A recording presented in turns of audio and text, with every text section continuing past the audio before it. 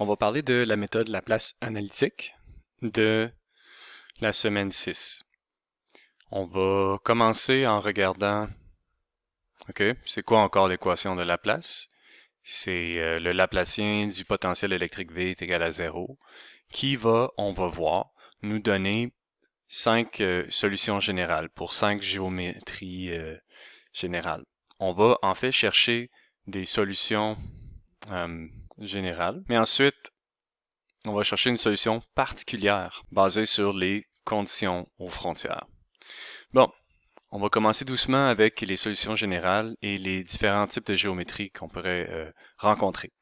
Alors, ici par exemple, avec un condensateur en coin, qui est un exercice que vous pouvez essayer dans votre livre, on a un condensateur qui n'est pas plan, c'est-à-dire qu'on a deux plaques qui sont qui font un coin en fait, ok, comme vous pouvez voir ici là. C'est deux plaques de condensateur et il y a une différence de potentiel. On a 0 et V0 plus grand que 0. Là. Puis on se demande, dans un problème comme ça, si on cherchait à trouver le potentiel partout, on va trouver qu'il varie selon quelles coordonnées. Et puis quel système de coordonnées serait bon? Ben, je crois que comme on a un axe ici, qu'on pourrait appeler l'axe Z, et comme on a un rayon, autour de cet axe-là. Et comme on a un angle qui va partir de quelque part et qui va faire le tour de l'axe, ça ressemble beaucoup à des coordonnées cylindriques. Hein? On a ρ, azimutal, phi et z. Et puis, selon nous, le potentiel va varier pas selon le rayon. Hein? On est partout ici, V est égal à 0. V est égal à V0. Pas selon l'axe des Z non plus. C'est aussi V est égal à 0, V0. Mais selon l'angle phi. Alors ici, ça va varier selon l'angle phi. On va chercher une solution en fonction de l'angle de phi. On va trouver une formule générale pour ça. Ensuite, dans un autre exemple, une antenne double cône. Ici, on a deux objets séparés. Ok, il y a une espèce de petit espace vide entre les deux. On a un cône qui est à un potentiel élevé, puis ici un potentiel négatif. Bon, selon le rayon et selon l'angle azimutal, ça change pas. Mais selon l'angle θ, ben ça change. Hein? À cet angle-là, c'est V0. À cet angle-là, c'est probablement 0 volts.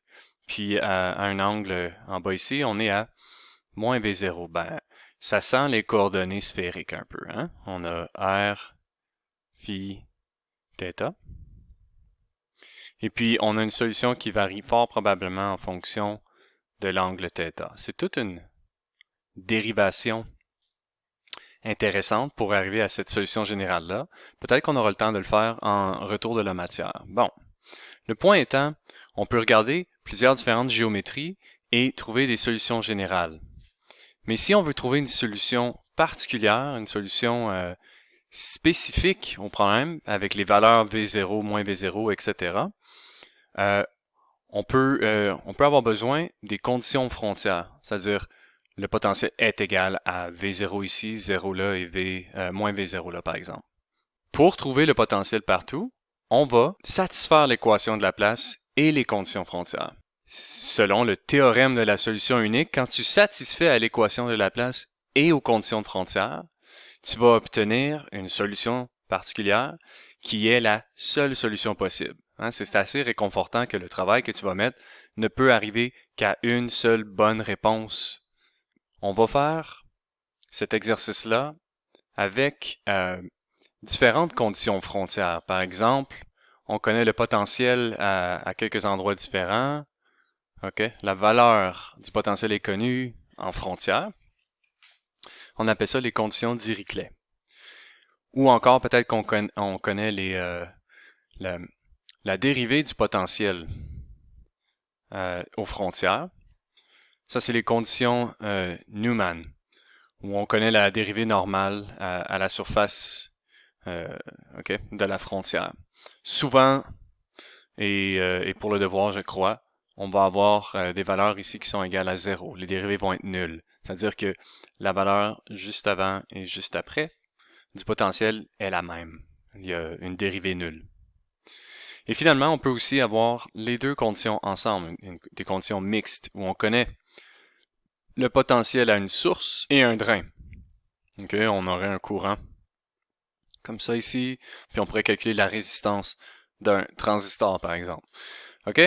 Ça, c'est les types de conditions frontières qu'on pourrait avoir. Regardons un exemple un peu simple. On a un condensateur plan, puis on aimerait connaître le potentiel partout. OK? En particulier, entre 0 et x1. OK? L'axe des x qui va dans cette direction-là. Là. On va chercher à trouver une solution générale et ensuite une solution particulière en utilisant les conditions frontières qui sont les potentiels ici et là et en satisfaisant à l'équation de Laplace est égal à 0. Parfait? OK, on se lance là-dedans. Bon, premièrement, partons de l'équation de Laplace qui s'écrit en coordonnées cartésiennes, dérivée seconde du potentiel en x, y et z. Et comme on peut voir ici, le potentiel sur l'axe y et z, on est sur la plaque. Partout sur la plaque conductrice, on a un potentiel V1, okay, constant. Donc, en y et en z, le potentiel ne varie pas. Donc, la dérivée première est nulle. Ce qui fait que la seconde va certainement être nulle aussi. Puis on termine avec cette dérivée seconde par rapport à x qui est égale à 0. Bon.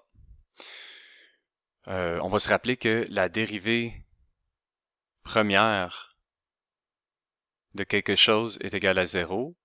Il faut que ce truc soit une constante par rapport à x. Alors ici, on pourrait dire une constante a. Bon, pour avoir cette dérivée seconde qui est égale à 0, ben on va devoir dériver un terme, une dérivée première, qui doit être constant. Puis cette constante-là, pour que ça soit équivalent à la dérivée seconde, ben on fait d dx, dv dx. OK? Ça va nous donner dérivée seconde par rapport à x carré. Et donc, on a dv dx est égal à la constante a.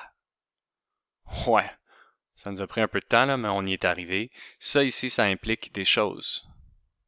Ça implique des choses, ça implique que, par exemple, on peut écrire dv à dx. Puis à ce moment-là, on va faire une intégrale et on va avoir le potentiel v, qui va varier en x, est égal à, c'est quoi la dérivée de ça? Ben, c'est ax plus b, où ces deux choses-là sont des constantes qui ne sont pas définies. Ça, c'est quoi? C'est la solution générale. Bon, on a la solution générale qui satisfait l'équation de Laplace et on va se servir maintenant des conditions frontières pour trouver une solution particulière. Comment ça se traduit ça? Hein? Bon, on va prendre la solution générale puis on va l'appliquer au point x est égal à 0. X est égal à 0, on avait la condition frontière que ça donne un potentiel nul. Mais, nous, on a qu'en fait, c'est supposé être ax plus b. On va essayer de définir les constantes a et b pour trouver une solution particulière. Ici, x est égal à 0. Fait que déjà, ça ici, ça va disparaître et devenir 0, ce qui fait que b est égal à 0 et on vient juste de faire une partie importante. On a trouvé la valeur de b. On a spécifié c'est égal à quoi cette constante. OK, on recommence maintenant avec l'autre condition frontière. V à x1 est égal à le potentiel V1, qui, en retour, doit être égal à A, x est égal à x1, plus b, qui, on vient de le définir, est égal à 0. Ce qui fait que j'ai V1 sur x1. OK, si je travaille avec ça ici, là, et j'isole A, je vais trouver A est égal à V1 x1.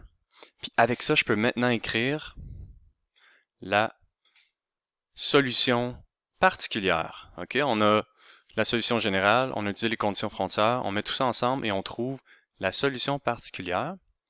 Et cette solution-là, elle est bonne pour le domaine x entre 0 et x1. C'est-à-dire ici, là. Bon, c'est beau tout ça. On a trouvé une solution particulière. Mais pourquoi est-ce qu'on devait satisfaire à l'équation de Laplace et les conditions frontières? Mais regardez ce que ça donne si on respecte pas l'équation de Laplace, mais les conditions de frontière sont respectées, ou encore si on respecte l'équation de Laplace, mais pas les conditions frontières. OK? Ici, j'ai en fonction de x, j'ai v en fonction de x, puis je viens de trouver la dite solution, qui est tout simplement là, une pente allant de 0 jusqu'à ce coordonné-là. Ici, on satisfait les deux conditions frontières et on satisfait l'équation de Laplace. Okay? C'est ma solution unique que je vais appeler A. Ben, en vert, je vais vous donner une solution qui satisfait les conditions frontières, mais pas l'équation de Laplace. Donc, il n'y aura pas cette forme-là ici. Mais les conditions frontières vont être respectées. Regarde par exemple, quelque chose qui est quadratique ou autre, une solution B ici, qui arrive aux bonnes conditions frontières, mais le potentiel entre les deux est mal décrit, ne répond pas à l'équation de Laplace. Ouf! Et finalement, en jaune, ou en jaune, on va trouver une solution qui satisfait Laplace, mais pas les conditions frontières. Donc, par exemple, ici, ce serait une droite, mais ça n'arrive pas aux deux points donnés par les conditions frontières. OK? Ça pourrait être une solution C. C'est juste pour illustrer l'importance de satisfaire aux deux conditions et le théorème de la solution unique.